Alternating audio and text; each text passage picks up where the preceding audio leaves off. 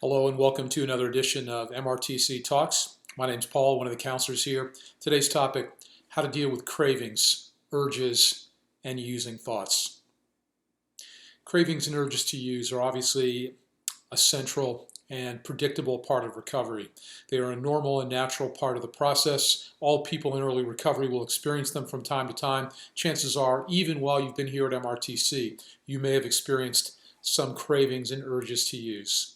Learning how to be able to manage cravings in a way that doesn't involve drinking and using is obviously one of the most important skills that you could learn while you're here to give yourself the best chance at being able to achieve your recovery goals. In this video, we're going to talk about three things that I think you need to know if you want to be able to manage cravings effectively. The first is you need to understand what a craving is in the first place. So what is the definition of a craving and how is that distinguished from an urge to use or a using thought? The second thing you need to know is to understand a little bit about where cravings come from. In other words, why is it that guys in early recovery often experience cravings to drink or use drugs? And third, and most importantly, you need to learn some time-honored strategies for being able to manage cravings in a way that don't involve using. Those are the three things we're going to be covering in this video. Let's get down to it. The first thing you need to know, as I mentioned, is what is a craving in the first place. Now, you may have an intuitive sense of what that is. A craving is generally a very strong mental desire, wish, feeling of need, compulsion, obsession to drink or use drugs. So a very strong mental thought aimed at the issue of needing or wanting to drink or use drugs, combined with a set of physical symptoms that give the person the feeling that they must drink or they must use to make those uncomfortable feelings go away. If you think about that, right, what times in your life where you've had a craving, you may recognize that there are a whole host of physical symptoms that sometimes come with that. You might feel anxiety in the pit of your stomach. You might feel nervousness and start to shake. You might feel pain in a certain type of your body. You might feel a sense of anticipation. But generally speaking, a craving has both those elements. There's a mental component to it, which is this very strong desire or need or urge to use, and then also a set of physical symptoms.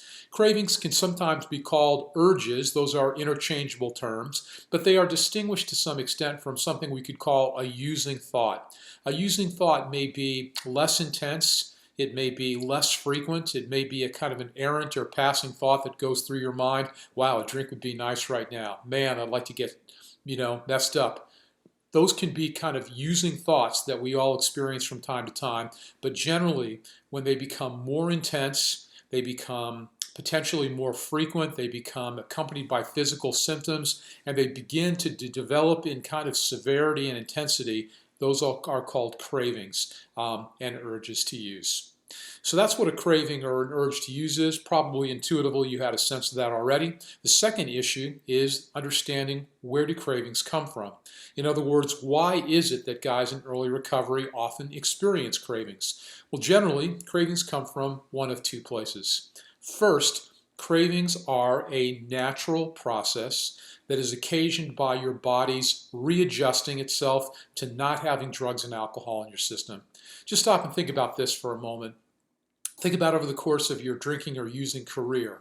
How many, for example, if you're a drinker, gallons of alcohol you must have consumed during your lifetime? If you're a user of drugs, think about how many pounds, perhaps thousands of pounds of your substance you have put in your body over the last 5, 10, 20 years.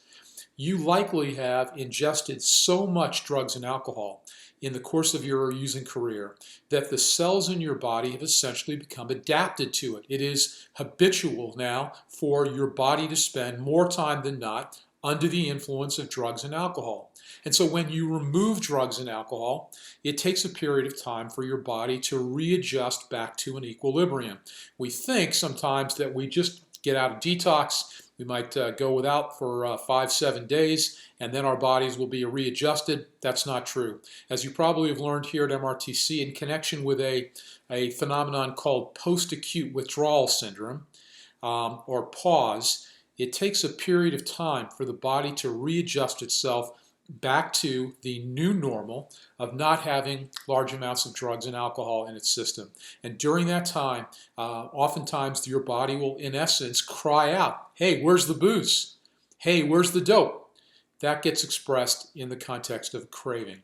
So a craving is a natural, normal, predictable, understandable part of the process by which your body and brain readjust itself from a normal state of affairs, which is to have large amounts of drugs and alcohol in your system, to a new state of affairs in which the normal equilibrium state of your body is to not have drugs and alcohol in your system. And during that time, you will, from time to time, experience cravings. So the first place that cravings come from is this process of healing yourself and readjusting to a new equilibrium of not having drugs and alcohol in your system.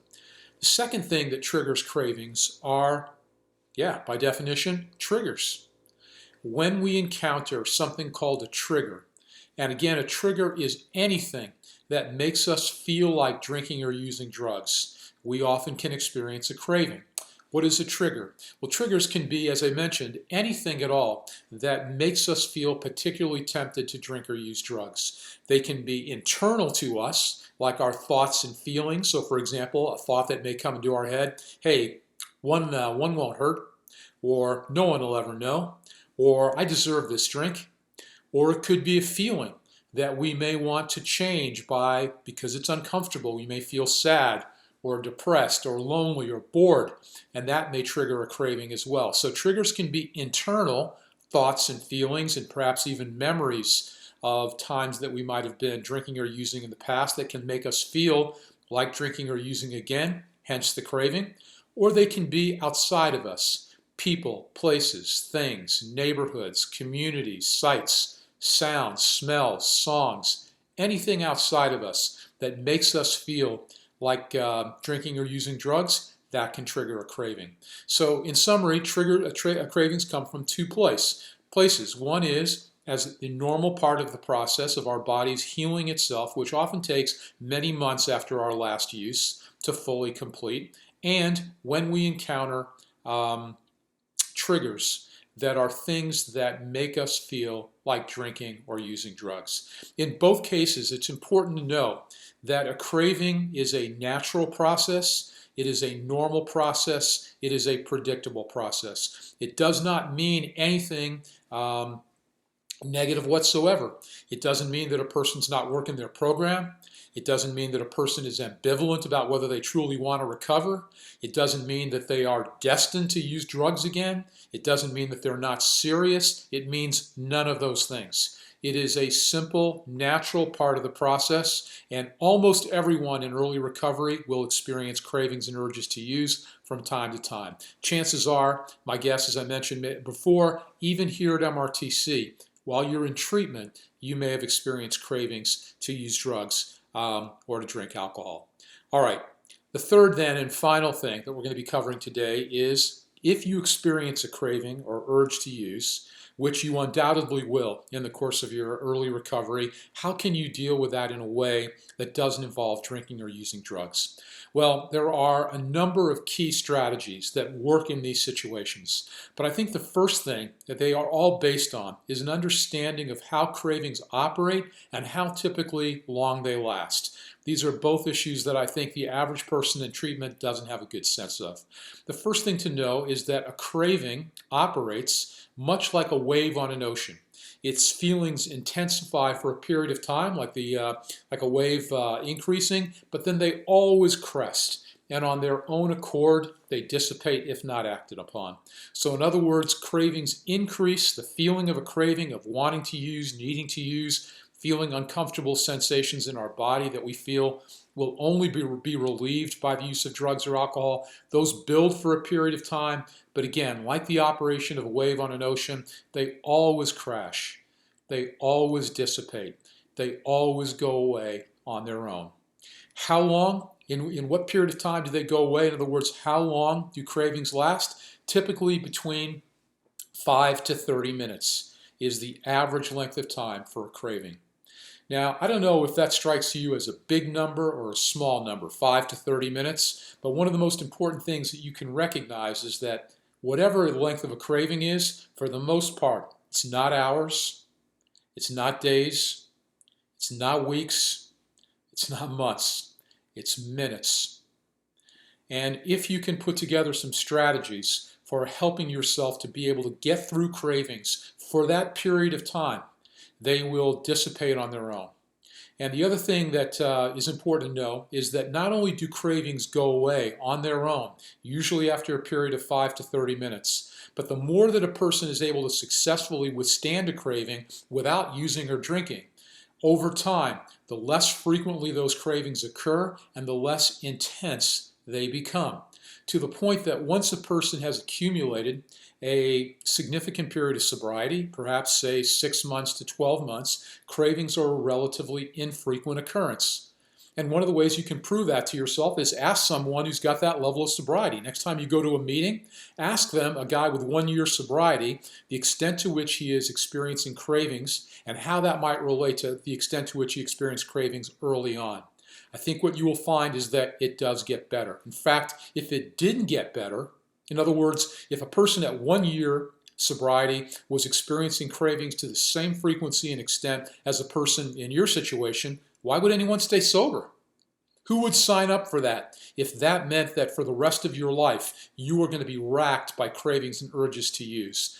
It does get better over time. Cravings dissipate in their frequency and in their intensity, but in the first 90 days, that is, I have to tell you, when you will experience the most significant ones and why you have to be ready to face them. But there are some very time-honored strategies that can help you to be able to manage cravings in a way that doesn't involve drinking and using, and I'd like to cover now some of the most important ones. The first is that when you experience a craving, one of the most helpful things you can do in that moment is to tell someone about it, to talk about it, to tell someone else in your support system that you are really feeling like a drink, that you really want to get fucked up. Why does that help? For two reasons. One is that there is something, and perhaps you might have experienced this in your life, there is something about the telling of a craving, sharing with somebody else, that simply in and of itself helps to dissipate the feeling. Somehow through talking about it, it helps to, in many cases, reduce the feeling of the need to use or to drink. The second is that by confiding in someone that you are having experiences of cravings, then obviously you put yourself in a position where people may be able to support you. They may be able to help talk with you until the craving passes. They may help you to get to a safe place. They may help to remind you of reasons why you might not want to use. They might help to inspire you by telling you that they themselves have been where you've been, and that if you just hang on, you can get through it and it will go away on its own. There are many reasons why the sharing of a craving can be one of the most important things you can do. But my experience is that sometimes people are reluctant to do that for the reasons that I've indicated in the past, that they somehow feel that a craving is a failure on their part.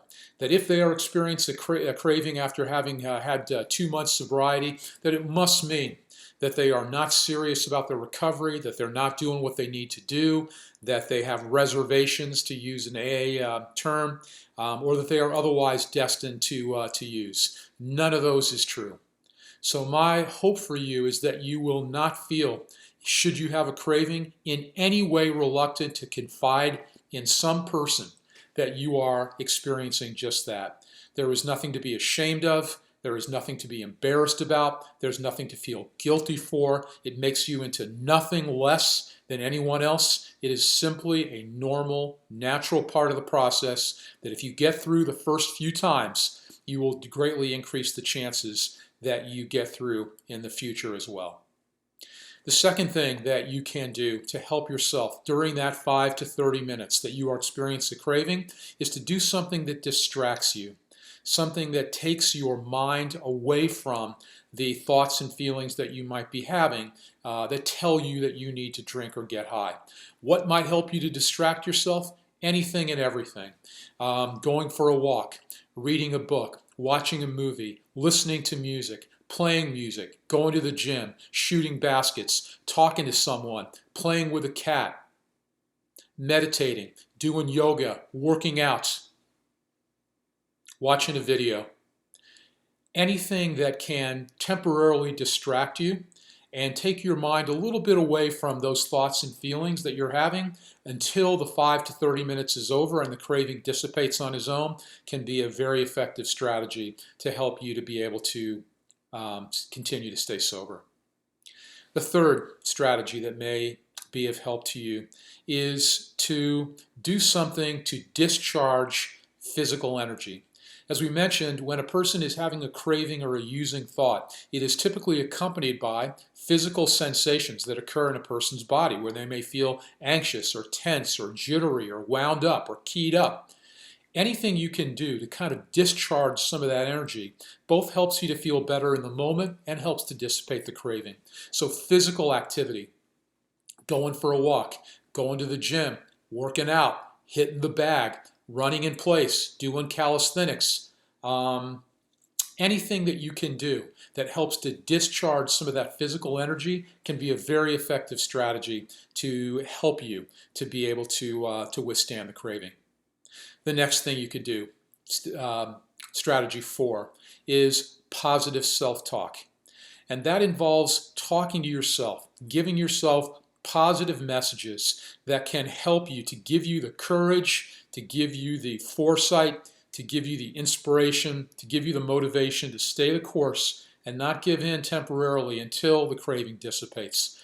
So it's to think and talk to yourself in positive and supportive ways.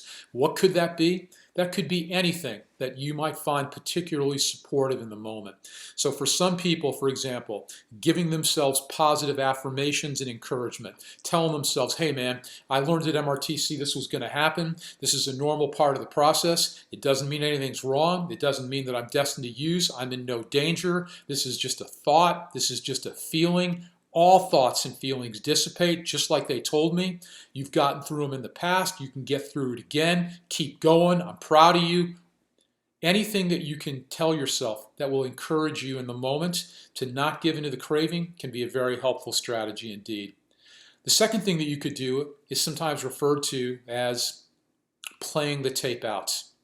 Thinking the drink or the drug through to its logical conclusion. Now, one of the things that happens when we have a craving oftentimes is that a phenomenon called euphoric recall tends to take hold. And euphoric recall refers to the tendency of the brain at times to recall the past in more favorable terms than it actually occurred in. In other words, when we then start to have a craving, we start to remember only the good parts of drinking and using, and all the bad parts we somehow have difficulty accessing. We can't remember them. So it's a warm summer day and we pass a balcony and there's two attractive women having daiquiris out there. All of a sudden, the thoughts that come through our mind is, wow, doesn't that look good? Man, I could have a couple of drinks. And we remember some of the times, maybe way, way in the beginning when we started drinking, that we did enjoy ourselves when we were drinking. But the times, for example, that are more recent, the times that may have prompted us to come into MRTC in the first place, the blacking out, the car accidents, the DUIs, the lost jobs, the destroyed relationships, the vomiting, all of those miserable memories, those are memories that somehow we find a harder time to remember. When you have a craving, one of the most important things you could do is to remember that your mind will play tricks on you at that moment, that you will engage in a process of euphoric recall, and to challenge that by consciously trying to remember the reasons why you wanted to stop drinking or using in the first place. In other words, to think about the consequences, the true, honest consequences of your drinking or using in that moment. So you might ask yourself, really, man? Is that how it goes down for me? 2 daiquiris on a warm summer afternoon? Or where does that typically lead based on my knowledge of myself? Ultimately may lead right to further DUIs and spending time in the drunk tank. To think the drink through, to play the tape out to its logical conclusion. And that may be hard. And that's why, for example, talking to someone in that moment can be helpful. They might be able to play the tape out for you in a way that you might find difficult in that moment. Another thing you could do, of course, is that to help you remember in that moment, you could write down on a piece of paper some of your most painful memories that you can remember drinking, that you might be able to look at to help you to give yourself the strength to get through those 5 to 30 minutes. One of my clients, and this is kind of a gruesome story, but it makes the point, he wrote down a memory of himself, one of his worst memories, which was throwing up over a pubic hair, turd-filled toilet at the downtown east side in some Fleabag SRO or a motel. That was the image that his drinking had taken him to. And so when he thought about, hey, that daiquiri looks good, I could have a couple of those myself with those girls, he pulled that out to remind himself that this was the place that drinking really took him. Play the drink out. Think about things to their logical conclusion. They may help you, right, to be able to have the strength to withstand the craving. Another positive message that you could give yourself in that moment, positive self-talk, is to think about the progress that you've made. Think about the man that you are becoming. Think about the pride, the self-respect that you would feel, everything that you would give up, that you would stand to lose if you went back to drinking or using drugs. The progress, the growth, the maturity, the development, the positives that have come to you in recovery, that might be a very helpful thing for you to think about as well. Fourth thing you could think about in that moment, in the way of giving yourself positive self-talk, is to think about something that you love more than drinking or using itself. And for most of us, there is something like that. If you think or remind yourself of that, that may give you the strength to really consider whether you wish to go back to drinking or using. One of my clients he taped a picture of his 14-year-old daughter to the money in his wallet, so that if he ever ended up in a liquor store and he said to the clerk, 1 6-pack of Kokanee, please, that he would have to look at her face before he handed over the money to ask himself whether he really wanted to do it. So if you have something like you love that you love more than drinking or using drugs, your wife, your kids, your nephews and nieces, yourself, your future, make some kind of depiction of that if you want, or think about that in that moment to help you to get through the 5 to 30 minutes that a craving lasts. The next strategy is to make sure that you are in a safe place. Many relapses occur because we experience cravings at a time when we are in proximity to drugs and alcohol, perhaps not in the safest place. We may be around using friends, we may be close to bars, we may be near haunts that we might have used at in the past. When you begin to experience a craving, one of the safest things you can do is to get out of there and get to a place of safety. It might be your home, it might be a friend's home, it might be a meeting, it might be a MRTC, it might be your second stage program, it might be a park, nature, the gym, a church, but to get to a place that is associated with safety so that you can ride out the storm of the 5 to 30 minutes before you make the decision to use drugs. And last but not least, the last strategy that I would offer you to consider in terms of what to do when a craving takes place is this: nothing. You might be wondering why I could say something like that. What are you talking about, nothing, Paul? Aren't we taught here to fight cravings, to combat cravings? Well, yes, we are to a certain extent. But there is a very interesting phenomenon that occurs in situations involving difficult feelings and difficult thoughts like we have when we have cravings. And that is this: the more we tend to try to not think about something, the more we often find that we end up thinking about the same thing. It's just, if I gave you a thought experiment now, and I said, I'd like you to just take a few minutes and close your eyes and allow your mind to go wherever it might go and think about whatever you might want to think about. But do this. See if you can not think about a white bear. What do you think you would be most likely to think about in the next 2 to 3 minutes of quiet? Don't believe me? You should try it. When you take that thought experiment, when you are trying not to think about a white bear, the only thing that you can somehow invariably think about is the white bear. Psychologists call that phenomenon ironic rebound. What that means is the more you try not to think of something, the more ironically, like a boomerang, those thoughts and feelings come back and rebound and hit you square in the face, and you can think of likely nothing else. Same phenomenon occurs often when a person is going through a craving. They are having thoughts of wanting to use, and they get freaked out by that. They tell themselves, don't think about it, man. Don't just get alcohol out of your mind. Get it out of your mind. Stop thinking about getting high. And like ironic rebound, like the white bear exercise, what they find is that the more they try not to think about it, the more they end up doing just that. And matters get worse in that regard, because what research also shows is that when we are experiencing ironic rebound, it's not just that we are most likely to think about the thing that we are trying not to think about, but we are also more likely to do the very thing that we are trying not to think about, which in the case of drugs or alcohol is to use or to drink. So one of the most paradoxic but effective strategies then, that when you experience a craving is, as I just mentioned, to do nothing. To recognize that a craving and a craving and an urge is just a thought. It's just a feeling. And like all thoughts and feelings, they will dissipate on their own. They don't mean anything.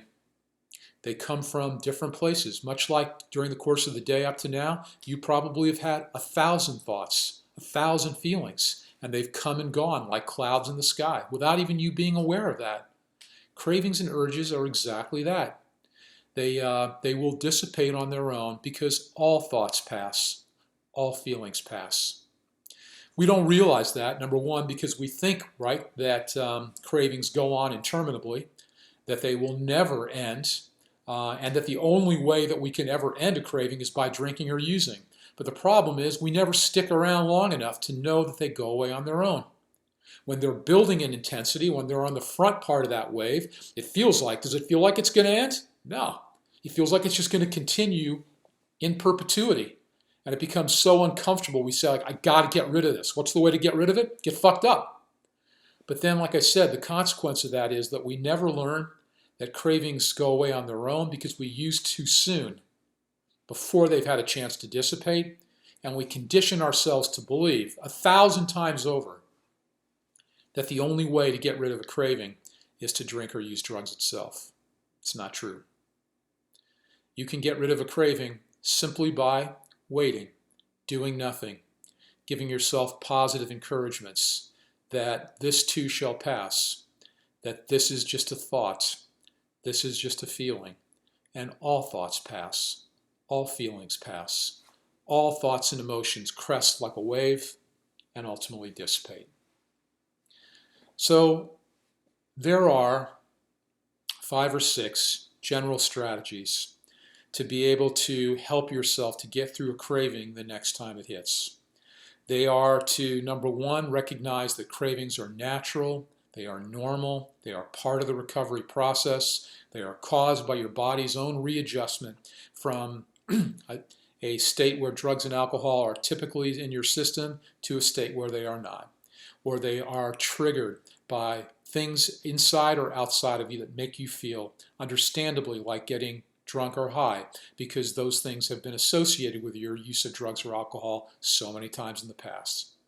The next thing to know is that all cravings are temporary.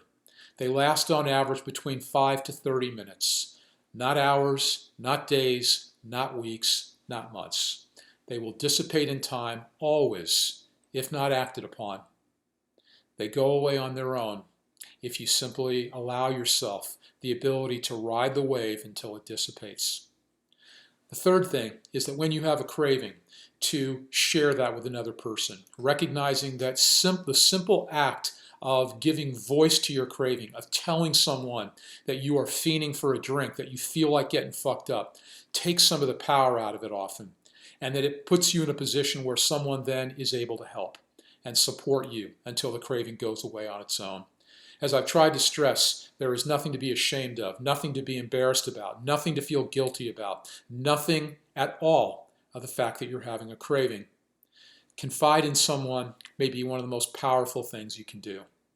The fourth strategy is to do something to distract yourself. Recognizing the temporary nature of a craving, anything you can do to take your mind temporarily away from the feelings that you're having until they dissipate, by reading a book, watching a movie, listening to music, shooting baskets, shooting the shit, playing crib, anything that you can distract yourself with until the craving dissipates can be a very effective strategy for being able to do that.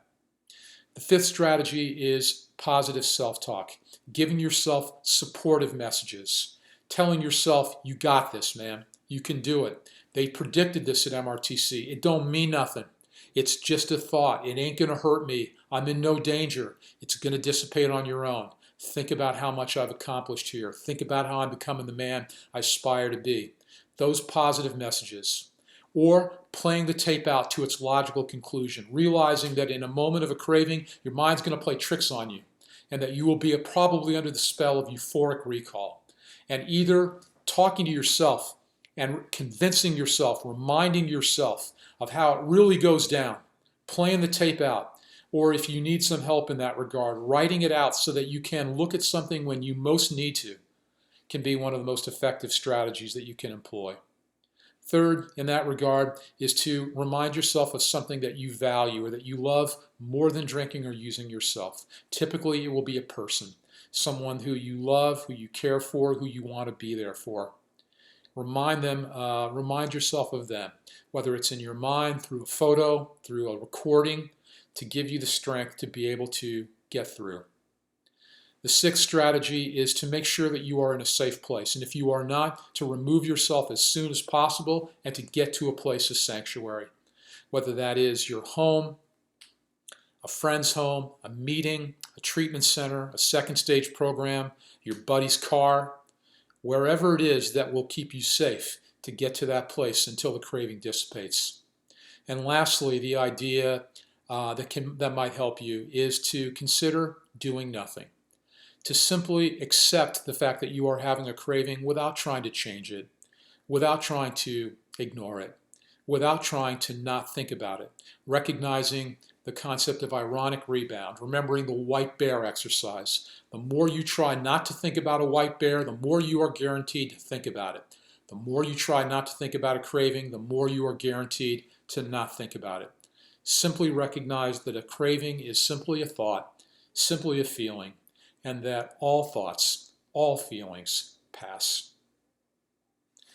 There you have some ideas for how to be able to get through a craving without drinking and using drugs. But my belief is that you don't need me to tell you the solutions to this. My belief is that you already know what the solutions are yourself, collectively and individually.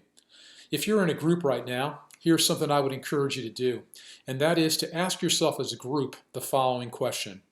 Have you ever, if you recall your whole life, your whole drinking or using history, have you ever been in a situation where you had a craving to drink or use, but didn't? How'd you do it? How'd you get through that? I believe if you talk about that as a group, probably between the experiences of all the people in there, you will hear and recognize a number of strategies that might be similar to the ones that I've put forward or not, that you might be able to employ next time a craving hits you. If you're not in a group, I would still encourage you to solicit the opinions of other people at MRTC. Go up to all of your friends and ask them that same question. Hey man, I'm trying to figure out ways that I might be able to handle cravings without drinking or using drugs. Have you ever had a situation in your life where you experienced a craving but you didn't drink? You didn't use? How'd you do it? How'd you get through that? As you begin to discuss this, either individually or as a group, write down some answers. Write down some strategies that might apply, that might be helpful to you, that you might want to try. Put them in your wallet. The next time a craving hits, pull them out and see if you can use one of them to be able to get through it. So the bottom line is that cravings are an important issue to think about, to learn how to deal with, to develop strategies for, to do some advanced planning for. And if you will undoubtedly face them in your first few weeks and months in early recovery. But the good news is they can be gotten through without drinking and using. They may be a bit uncomfortable at first, but they're not going to kill you. They're not going to harm you. They're not going to take you out. And the more you are able to successfully withstand a craving, the less frequently it will occur in the future and the less intensely it will occur in the future, until sometime down the road, a happy day will come when you no longer experience cravings. That cravings will have, to use the technical term, been extinguished. And that aspect of your life will be done once and for all. I hope this has been helpful for you.